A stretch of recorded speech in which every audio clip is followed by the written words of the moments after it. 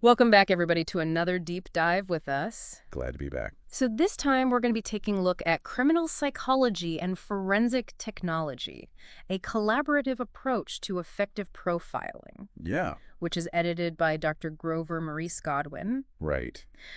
And this book is super interesting because it's really looking at the ways that criminal psychology and forensic technology kind of go hand in hand. Yeah, they really kind of do go hand in hand. I mean, what's really neat about this book is that it kind of takes us beyond, just reading a typical true crime book Yeah. and actually dives into the science of, how these two fields can lead to more effective criminal profiling. Yeah. So it's really about, we have the psychology side, which is, trying to get into the mind of the criminal. And then we have the forensic science, which is looking at the evidence and how can those two things work together to give us a better picture. Ab- And one of the things that I found super interesting right at the beginning is that the book dives into debunking some myths about profiling. And they have this quote about an 1890s era profile of Jack the Ripper. And it's all these assumptions about the killer's appearance and their habits and, their mental state. I mean, they even said that they had to be physically strong and that they worked alone. Well, yeah, I mean, and looking back at that now, we can kind of chuckle, but it really does highlight, some of the things that Dr. Godwin cautions against in the book. Instead of relying on guesswork or intuition, he's really emphasizing how important it is to use, hard evidence and scientific methods to develop hypotheses. Yeah, to let the evidence lead the way Exactly. instead of just kind of coming up with these ideas. Right. And I mean, thinking about, all those early assumptions that Yeah. people were making, who knows how many times, that may have led investigators down the wrong path. Right. Because they were so focused on these assumptions. Yeah. Dr. Godwin is really advocating for a data-driven approach, Mm-hmm. using what he calls empirically derived hypotheses. Okay. It's about letting the evidence speak for itself, Yeah. not imposing our own preconceived notions on it. Yeah, and that really reminds me of the example that they have in the book about this former homicide investigator. And it seems like he's almost contradicting himself because on the one hand, he's saying, the behavior of a serial killer is unpredictable, but then he turns around and promotes this very specific profiling typology. Yeah, and that's a huge tension that we see in the field, right? Yeah. Because we want to be able to categorize and make sense of criminal behavior, but we also have to acknowledge that human beings are complex. Right. And their actions can be unpredictable. Right. And so you kind of have to find that balance between wanting to fit things into nice, neat boxes, Right. but also being okay with well, this might not fit into a box. Exactly. And I think that's where forensic science comes in. It provides that objective data, that can really help ground those psychological insights. Ground them in reality. Absolutely. Yeah. Okay, so speaking of forensic science, the book has this really fascinating chapter on forensic archaeology in the UK. Okay. And I was surprised to learn that it's actually really different from how they do things in the US. Yeah, it is. In the UK, they're much more focused on the search and the location of evidence Okay. rather than just, excavating a site. So it's not just let's dig up these bones and see what we can find. It's more like It's much more about, let's be detectives about where we even dig. exactly, it's like detective work. Right. They're using a combination of techniques, to uncover these potential burial sites. So they're using things like aerial photography Mm-hmm. and geophysics. Yep. So they're looking, at the landscape, using these tools to create a picture of what lies, beneath the surface. That's so cool. And they even use things like cadaver dogs Really? and, believe it or not, botany. How do they use botany? Well, the book mentions this case where a specific type of daisy was growing Okay. on this chalk downland, and that actually helped pinpoint a gravesite. That's incredible. So even something as seemingly insignificant as a daisy Right. can be a clue. It can be, and you never know what detail might hold the key to solving a case. That's so wild. And that kind of leads us into forensic palynology. Yes. Which sounds incredibly complicated. Well, palynology is basically the study of pollen. Okay. And it's one of those fields that's often overlooked, Mm. but pollen is incredibly resilient, Okay. and it can provide some crucial information about a crime scene. So it's like this silent witness almost that can kind of tell us, did this suspect maybe be at this location? Right. Or was this, item moved from one place to another? Exactly. Or even potentially, what time of year did a crime occur? Oh, wow. By analyzing, the unique pollen signature of a location. That's so cool. They even talk about a case where pollen analysis was used to connect individuals and materials to a marijuana growing facility. Yeah, it's a powerful tool. Yeah. Especially when you're dealing with crimes that involve the transportation of materials, or individuals across different environments. Yeah, I never would have thought that something as small as pollen could be so important Right. It's amazing. in a criminal investigation. All right. All right, so we've talked about, archaeology and pollen. Now let's get a little bit out there and talk about fuzzy logic, Fuzzy logic. which sounds like it's straight out of a sci-fi movie. It does, doesn't it? But it's actually a very practical tool Okay. for dealing with the inherent uncertainties, Mm-hmm. of language and human perception. Mm-hmm. Think about witness statements, Right. right? People will often use vague terms like tall Right. or young. Mm-hmm. Fuzzy logic allows us to take those imprecise descriptions Okay. and translate them into something more measurable. So instead of just asking, is the suspect tall? Yes or no? We can say, well, how Yeah. tall? Or what do we mean by young? Right. It's about acknowledging that there are shades of gray, Right, not just black and white. not just black and white. Yeah, and I can see how that would be really helpful when you're trying to narrow down potential suspects because Absolutely. you're taking these very subjective descriptions Right. and trying to make them a little bit more objective. Exactly. It's about using logic to navigate, the complexities of human language and perception. Yeah. Okay, so now get ready for this. Dr. Godwin actually challenges some pretty well-established theories in this book. Okay. He critiques the FBI's serial murder classification model. Interesting. So the FBI model, it focuses on clinical and motivational classifications. Right. But Dr. Godwin's argument is that maybe they're relying too much on assumptions about mental illness and that maybe they should be focusing more on behavioral analysis. So instead of just trying to, figure out, what's going on in the killer's head, Right. what's motivating them, Let's look at what they're actually doing. let's look at what they're doing exactly. Okay. He proposes a more data-driven approach. He calls it the inductive profiling method, Okay. or IPM, IPM, got it. and it emphasizes empirical data and uses something called facet theory to classify serial murders. And what did his research show? Well, he actually conducted a study of 96 U.S. serial murderers, Wow.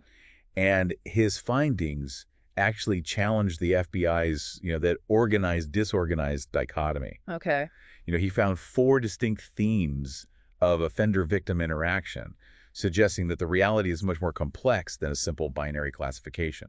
So it's not just are they organized, are they disorganized? More to it. There's more to it. There's more to it. So it sounds like Dr. Godwin is really pushing the field to think outside of those traditional categories? Yes, he is. And to be a little bit more nuanced in their understanding of criminal behavior. Absolutely. And I think, this emphasis on behavioral analysis really comes into play when we're talking about crime scene linking. Yeah, okay, so crime scene linking, I feel like we've all heard that term thrown around. Right. But how does Dr. Godwin approach it? Well, he talks about this concept called empleative blindness. That sounds intense. It is. And it's basically, the failure to see the connections between seemingly unrelated crimes. So you get so focused on the details of one case Right. that you don't step back and look at the bigger picture. Exactly. And that can have huge consequences. Especially if you're dealing with somebody who is a serial offender. Absolutely. And you're like, oh, this is just a one-off, when in reality they've done this 5 other times. Exactly. And his study of those 96 serial murderers, it revealed consistent themes, Okay. that emerged across multiple offenses. So even when offenders are trying to change things up, Right. there are still patterns there. There are still patterns there. Yeah. They still leave behind those subtle behavioral fingerprints. And the book mentions this really chilling case about John Williams Jr., a murderer in Raleigh, North Carolina, and his crimes were initially misclassified because they didn't see those links.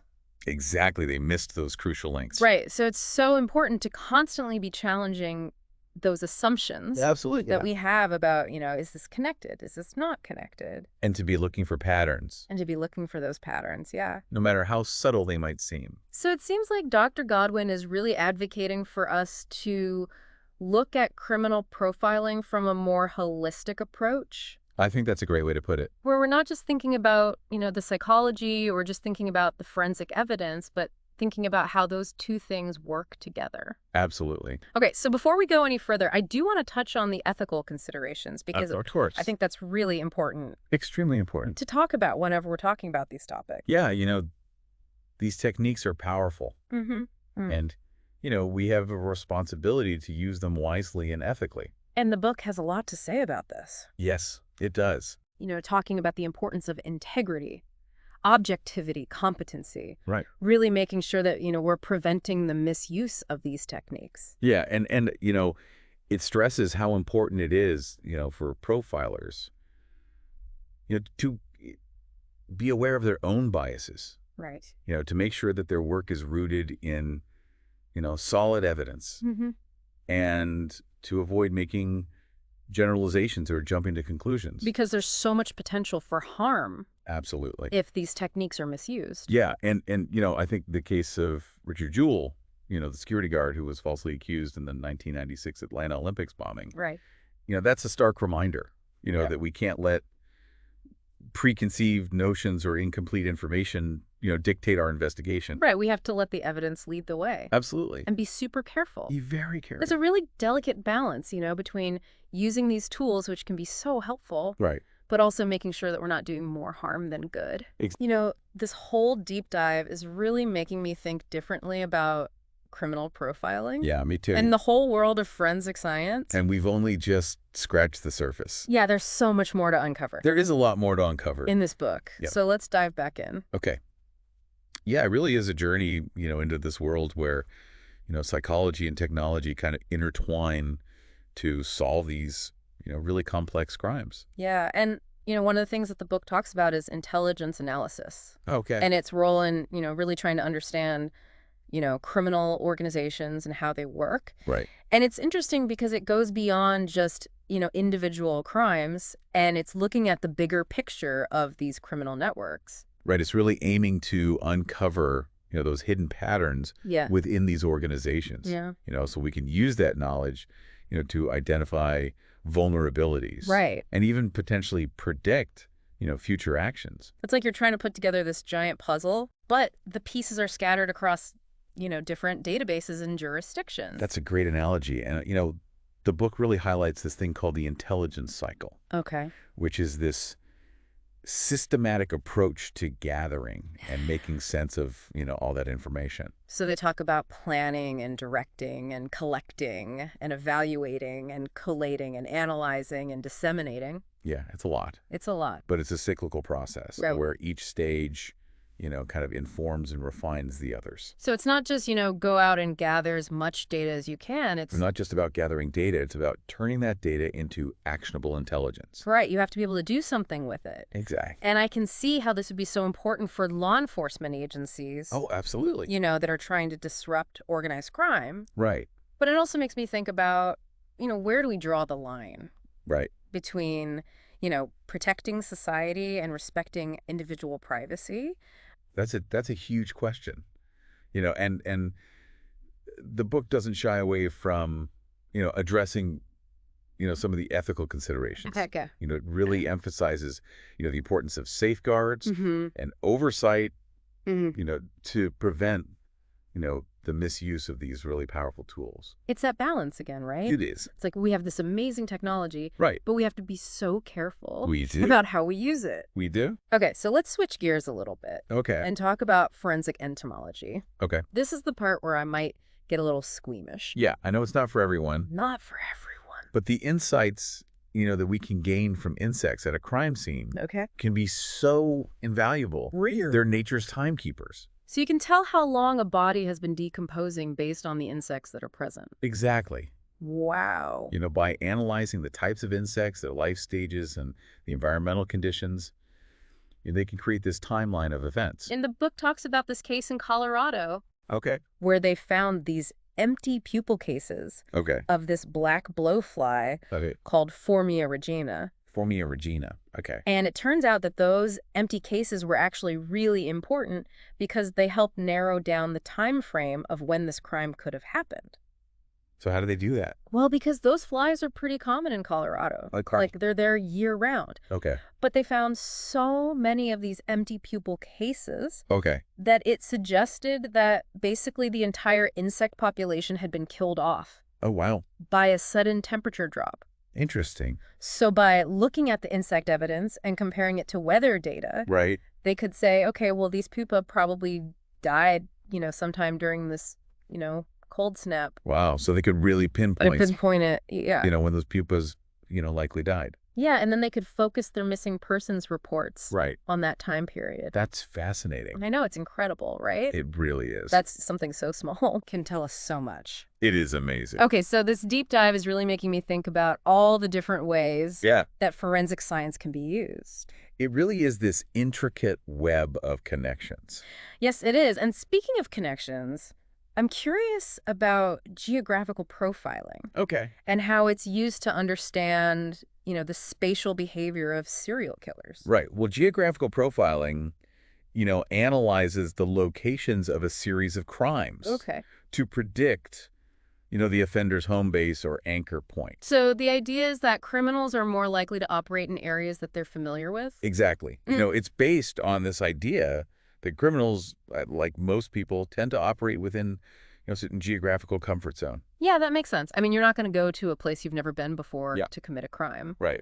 So, but Dr. Godwin also kind of challenges, the traditional FBI model Okay. when it comes to serial killer classification. Right. And he believes that, instead of just focusing on motivation or personality type, we should be looking more at observable behavior Okay. and how those behavioral patterns Right. relate to their spatial movements. Right. So, their choice of victims and dump sites, it's not always random. Right. There's a method to the madness, so to speak. And his study of those 96 serial murderers Yeah. showed that, these locations often show patterns that can Yes. help narrow down a search area. Exactly. So again, we're back to that idea of ampliative blindness, We are. right? Where we might miss those connections Right. if we're not really looking for them. And that could have, huge implications, for investigations. Yeah. He highlights the case of John Williams Jr., from Raleigh, North Carolina. Right. His crimes were initially misclassified, because investigators didn't see those links. And if they had seen those links, maybe they could have caught him sooner. Exactly. And I think, that case really underscores, the need to constantly be searching for those hidden connections and to really challenge our initial assumptions, Yeah. about cases. Yeah. And the book even talks about this software program called Predator Okay. that's used for geographical profiling. Interesting. And it incorporates something called journey to crime analysis. Okay. And so it's this tool that helps visualize those spatial relationships Right. between the crime scenes and the offender's likely anchor point. It's like having this, digital map that's guiding investigators, as they try to track down, these offenders. Wow, so technology is really helping to refine It is. these traditional investigative techniques. It really is. Okay, so now let's get into a topic that's a little bit disturbing. Okay. The book talks about healthcare serial killers, Right.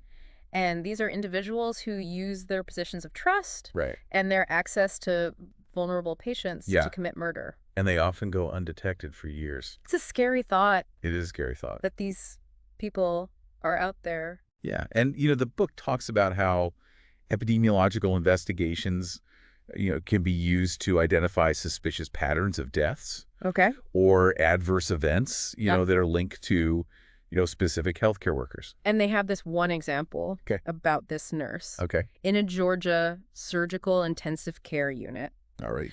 And there was this sudden spike in the number of cardiac arrests. Oh, wow. And they started to investigate, and it turned out that this particular nurse was present for every single one. Oh, my gosh. And she was injecting patients with potassium chloride to stop their hearts. Oh, that's awful. I know it's a horrific story, but it's a reminder that these individuals are out there They are. and that we have to be vigilant Absolutely. and looking for those patterns. Early detection is key. Early detection is key. Yeah, and it makes you think about, what kind of security protocols do we need in place to Absolutely. protect patients? Right. How can we better protect patients in healthcare settings? Yeah. Okay, so speaking of, things that we need to think about in terms of how do we improve them. Okay. The book talks about the limitations of computerized linking databases. Right. And you would think in this day and age You would think. that connecting crimes across jurisdictions would be easy. You would think it would be much more straightforward Right. than it is. But it's not. It's not. And the book mentions VICAP, HALT HVATs, Right. but they all depend on, consistent and accurate data entry Right. from multiple agencies. And that's not always a guarantee. And that's not always a guarantee. And then there's the issue of, subjective interpretation. Right. What one investigator considers a crucial detail, Right. another investigator might completely overlook. So it's not just about having the data, it's about making sure that everybody is interpreting that data. Exactly. And that it's standardized. And that it's standardized. Yeah. Dr. Godwin argues that, we need more objective criteria for classifying and linking crimes. Like, Perhaps, using, psychometric principles okay. and factor analysis to refine the questions that we're asking and make sure that we're capturing, the most relevant information. And he uses the example of the VI-CAP questionnaire, Right. which has over 180 questions. That's a lot. A lot of questions, and a lot of those questions Are very open to interpretation. And, that lack of standardization yeah, can lead to missed connections and missed opportunities to apprehend offenders. it's so frustrating because we have all this technology, Right. but we're still limited by Human error human error. and the limitations of our own understanding. Right. And it Yeah. makes you realize that this is an ongoing process. It is. Right. This is an evolution. Absolutely. As we learn more about, the criminal mind and we develop these new forensic technologies, the lines between, science investigation and justice, they're going to continue to shift. Yeah.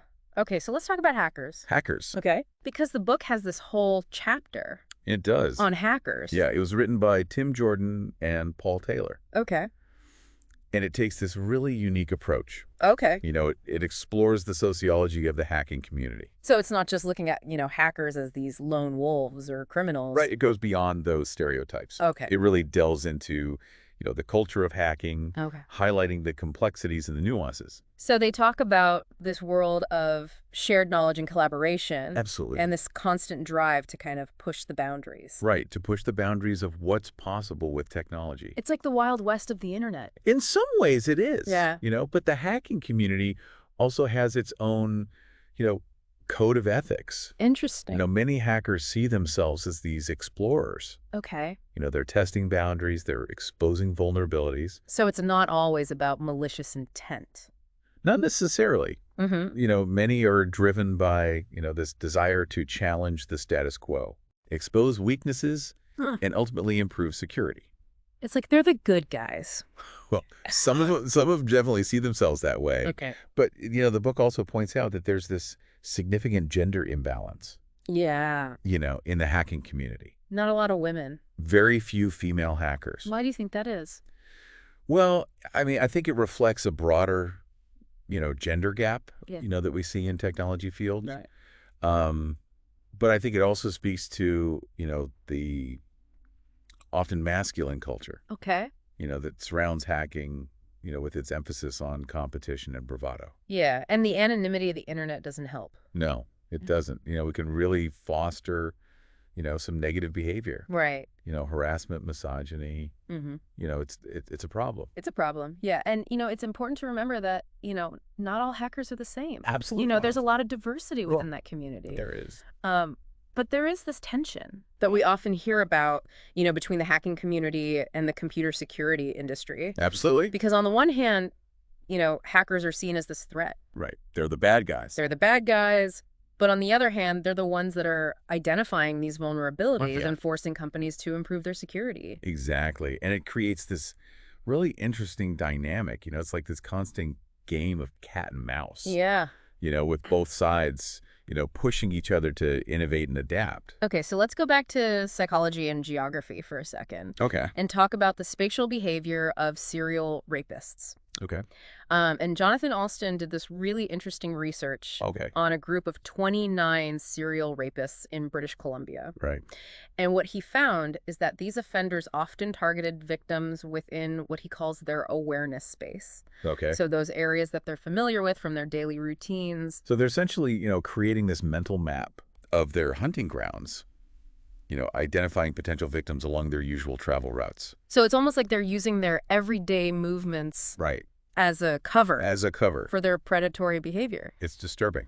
It is disturbing. Yeah. And, his research actually used, a statistical technique called the Kolmogorov-Smirnov test. Okay. To analyze, the distances, between those initial contact scenes, and the offender's nodes of So activity. it does of activity. So those are the places that they frequently visit, Yeah. like their work, their home, social hangouts. Okay, so like places they're going to be anyway. Exactly. So it's not suspicious for them to be there. Right. Okay, and what did he find? Well, the results, were really clear.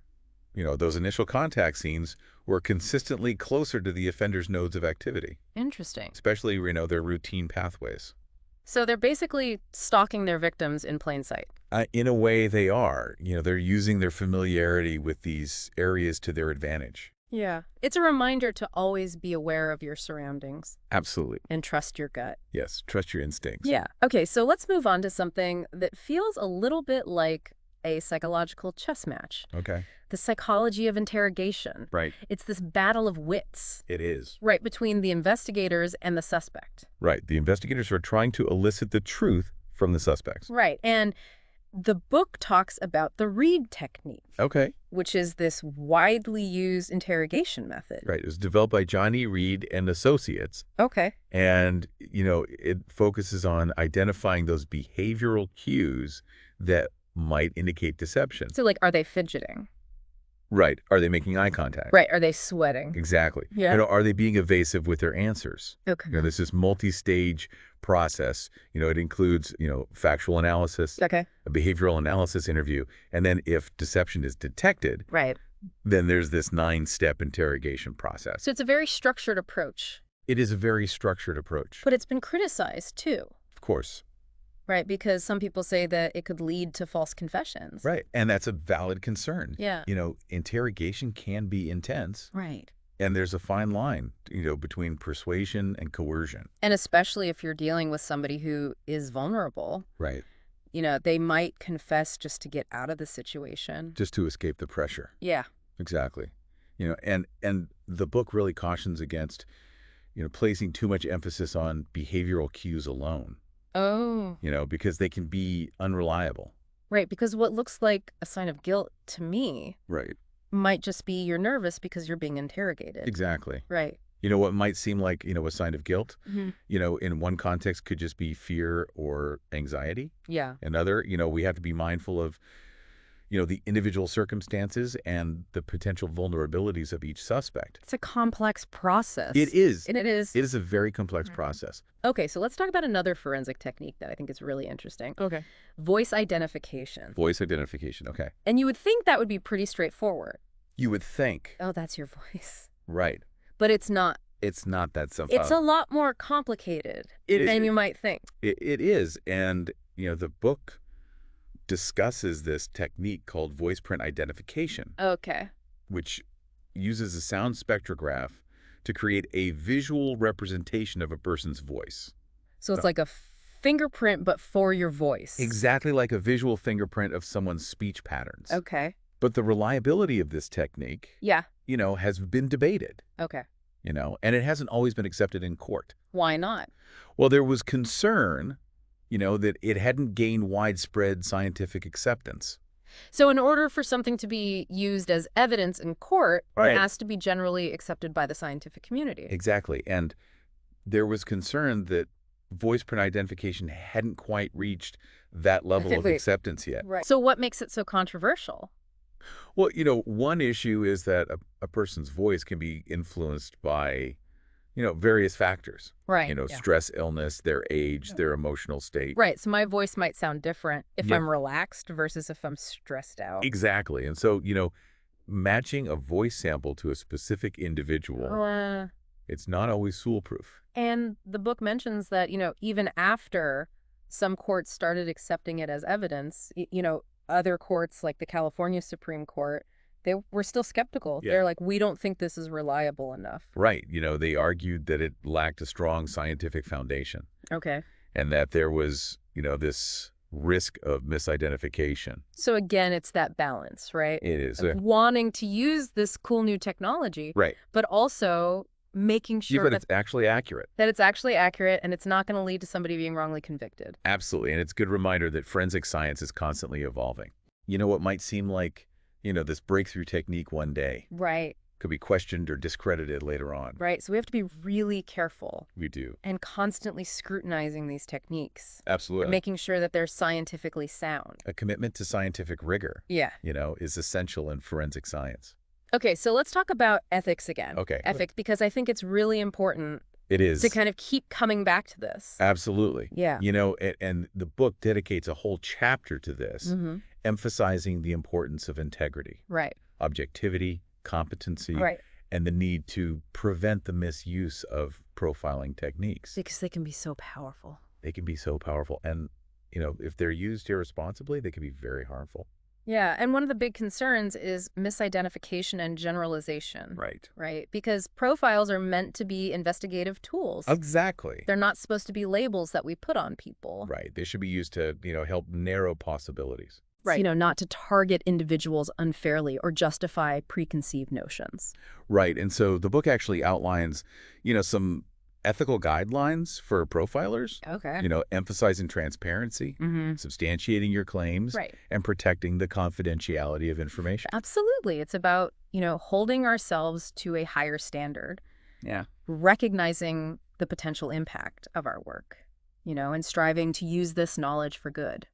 Okay, so we talked earlier about, this idea of increasingly sophisticated profiling techniques. Right. And, kind of the dangers of that in a world where privacy is, becoming less and less. Less and less. And it's a concern that we can't ignore. No, we can't. As technology advances, and our ability to collect and analyze data grows, Right. so too does the potential for misuse. I mean, imagine a world Right. where, algorithms are predicting your likelihood of committing a crime Right. based on your online activity or your social connections or even your genetic predispositions. Mm-hmm. It sounds like science fiction, It does. but, it might not be that far-fetched. It might not be, and it raises these huge ethical questions As is. about how do we balance security with individual freedom. Exactly. Where do we draw the line? Right. And I think that's why, these open and honest conversations about these issues Right. are so important. We have to talk about it. We have to talk about it. We need to, have, clear ethical boundaries, Mhm. and make sure that these technologies are being used responsibly and ethically. You can't just get so excited about the new technology that we Yeah. forget about the potential consequences. Exactly. So we have to be very thoughtful. We do. It's about making informed choices Right. and finding the right balance, between harnessing the power of these tools Right. and safeguarding individual rights. It's a balancing act. It is a balancing act. It really is. And I think this whole deep dive has shown Yes, just how much of a balancing act this field is. absolutely. The world of criminal psychology and forensic technology, it's full of these complex ethical dilemmas. Yeah. And it's a reminder that, while we strive to solve crimes and bring criminals to justice, Mm-hmm.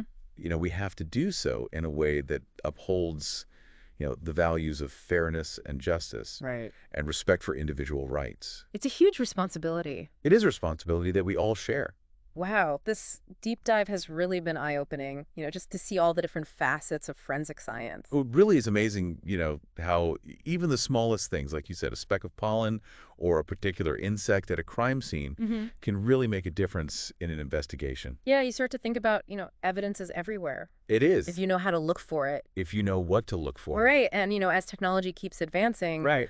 who knows what we're going to be able to find. Absolutely. Speaking of technology, earlier we talked about the future of forensic tools. And, what if technology keeps advancing at this rate?